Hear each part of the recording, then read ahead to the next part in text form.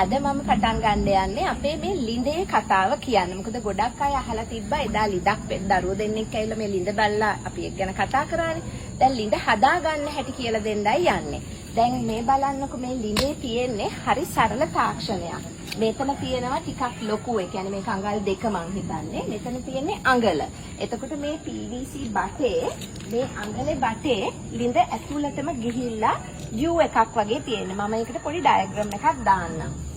U එකක් වගේ තියෙන්නේ මෙහෙම ඇතුළට ගිහිල්ලා උඩට පොඩ්ඩක් ඇවිල්ලා U එකෙන් නවතිනවා. ඒතකොට මේ ලණුව තියෙනවානේ මේ පේනවාද මේ ලණුව මෙතනින් තමයි මූට්ටු කරලා තියෙන්නේ. මේ ලණුව මේ බයිසිකල් රෝදේ දිගේ ගිහිල්ලා අර බටේ ඇතුලෙන් අර U එකෙන් එළියට ඇවිල්ලා තියෙන්නේ. දැන් අද ලිඳ වතුර පිරලා නිසා පේන්නේ නැහැ U එක. නැත්තම් මේක තනිකර මෙහෙම ලූප් එකක් යන්නේ.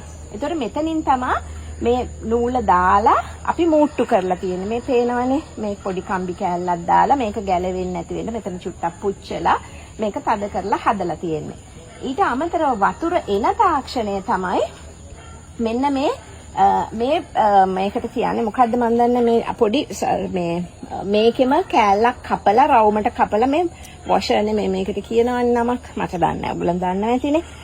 මෙන්න මෙහෙම හිල් කරලා මේක දාලා තියෙන්නේ මේ ගැට දෙකක් අතර. එතකොට මේ ගැට දෙක අතර එක තියෙනකොට මේ ගැට දෙක අතර එක එහෙට මෙහෙට යනවා මිසක් එහාට යන්නේ නැහැ. මේ ඊළඟ ගැට දෙක අතරේ තියෙන මේ වොෂර් එක. එතකොට දැන් ඒකෙන් තමයි අර වතුර ඔක්කොම මේ නූල දිගේ වතුරක් එන්න විදිහක් නැහැනේ. අර U එක ඇතුලෙන් එනකොට මේ පොඩි රබර් කෑල්ලෙන් තමයි වතුර ටික උඩට එන්නේ. බයිසිකල් රෝදේ තමයි මෙහෙම කැරකෙන්නේ. ඒක කැරකෙනකොට U එක දිගේ මෙහෙම වතුර එනවා. ඔන්න දැන් මං හිමීට කරකවනවා. බලන්නකෝ කොහොමද වෙන්නේ කියලා. එතකොට ඒක දිගේ ඇවිල්ලා අපි වැඩි ප්‍රෙෂර් එකකින් මේක කරකවනකොට වැඩි වතුර ප්‍රමාණයක් අපි වැඩි කරලා දීලා තියෙන්නේ. අඟලේ බටේ අඟල් දෙකට අරගෙන තියෙන්නේ. ඊට පස්සේ අපි මෙතන ටැංකියට පුරවගෙන අපි හල් බාල්දියේ වතුර දානවා. හැබැයි මේ ක්‍රමේ දැන් ඕගොල්ලන්ට ලිඳකට හදා ගන්නවා නම් මෙන්න මෙතනින් මේක ඉස්සර තිබ්බේ මේක තව ටිකක් උස්සලා අපි උඩට අරන් ගිහිල්ලා තිබ්බා. උඩට අරන් ගිහිල්ලා මෙතන ලොකු ටැංකියක් උසට දාලා තිබ්බා. එතකොට ටැංකියේ ටැප් එකක් තිබ්බා. ඒ ටැප් එකෙන් තමයි අපි වතුර පුරවගත්තේ. හැබැයි ඉතින් කවුදෝ ටැංකිය හොරකම් කරගෙන ගිහිල්ලා ප්ලාස්ටික් ටැංකිය. ඉතින් ඒ නිසා ඒක නැතුව අපි දැන් පර්මනන්ට් පොඩි ටැංකියක් හදාගත්තා. ආට හරි ඕනි නම් මීට වඩා ප්‍රෙෂර් එක අරගෙන වතුර ටික එළියට ගන්න. මේක උස්සන්න. තව ඕගොල්ලන්ට මෙතන තියෙනවානේ අපි මෙතන ඉන්නේ මේ L එක දාලා තියෙන්නේ.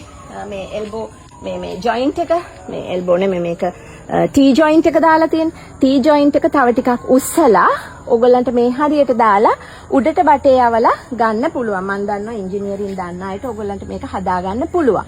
ඒතර බයිසිකල් රෝදේ මේ දෙක තියෙන නිසා මේක එහාට මෙහාට පනින්නේ නැහැ. මේක පැන්නත් ආපහු ඇතුළට මෙහෙම දාගන්න පුළුවන්. එතකොට මේ තාක්ෂණය හරි සරලයි. අර ඇතුලේ තියෙන U එක තමයි මේක යන්නේ U එක හරහා ගිහිල්ලා තමයි මේ බටේ දිගේ එන්නේ. ඉතින් මම ඩයග්‍රෑම් එකක් දාන්නම් කමෙන්ට් එකේ. එතකොට ඔයගලන්ට තව ටිකක් තේරෙයි. තවත් තේරුනේ නැත්තම් ඔයගලන්ට ආරාධනා කරනවා ඇවිල්ලා බලන්න කියලා. අපේ මෙත්තා උයන් තියෙනවා. උයන් 3ක කොළඹ අපේ 9ක් තියෙනවා. 9න් 3කම තියෙනවා මේ ළිඳ හදලා. ඉතින් ඒකේ හොඳටම ක්‍රියාත්මක වෙන ලස්සන එකක් තියෙනවා. සාරනිල්ල මෙත්තා උයන කියන එකේ. ඒකෙත් බලා ගන්න පුළුවන්. ඒක තියෙන්නේ කිරුළපන. දැන් අද නම් වතුර හොඳටම පිරලා මේ ළිඳ අඩි 18යි ගැඹුර. එතකොට සාමාන්‍යයෙන් අඩි 20ක් 25ක් ගැඹුර එකකට උනත් මේක දාන්න පුළුවන්. නූල දික් කරලා එස්ලෝන් බටේ දිගට දාලා U එක මෙහෙම ගන්නයි තියෙන්නේ. ඒ කර්ව් එක දිගේ තමයි මේ නූල කැරකෙන්නේ. මං හිතනවා තේරෙන්න ඇති කියලා. අපි බලමු තේරුම් නැති අය ඉන්නවා නම් ආයි අහන්න.